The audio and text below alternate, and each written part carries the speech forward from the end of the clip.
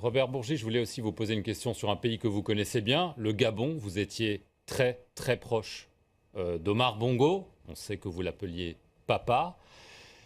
Son fils, Ali Bongo, est aujourd'hui au pouvoir. Est-ce que vous trouvez qu'il marche dans les traces de son père ou qu'il s'en éloigne un peu trop? Ce que je vais vous dire, ou ce que je vais répondre, ne va certainement pas plaire au président Ali Bongo, dont je suis très proche et dont j'ai souhaité l'élection en 2009. Je suis resté extrêmement proche de lui, contrairement à ce qui s'est dit ça et là. Et ce que je souhaiterais à travers cette émission, c'est qu'il reçoive le message via France 24 de ce que je lui ai dit dans le silence de son bureau. Il faudrait qu'il s'inspire un peu plus de la sagesse politique de son père, qu'il se mette à l'écoute un peu plus de ce que disent les opposants,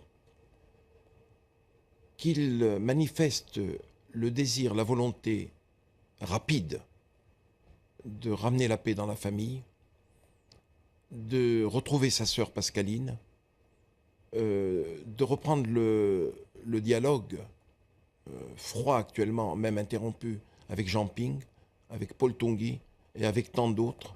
Ali Bongo est un président qui n'écoute pas, qui est trop isolé. Je ne retrouve pas Omar Bongo dans l'attitude d'Ali Bongo. C'est ce que je lui dis en permanence. Jusqu'à maintenant, je ne pense pas que le message ait été perçu par lui. Isolé, je ne le pense pas, mais le tort qu'il a eu, c'est de... je sais bien qu'il veut épouser le mouvement général du monde. Les choses ne peuvent pas rester figées.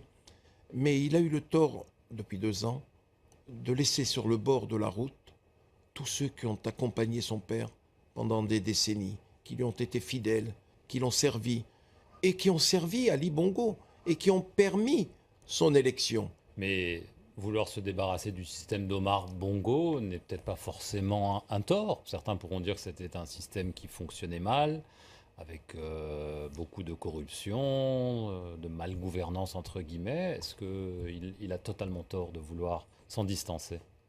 Il y a manière et manière, Monsieur Perelman. Il y a manière et manière. Il ne faudrait pas transformer un allié, un ami, en adversaire. Et aujourd'hui, c'est le cas.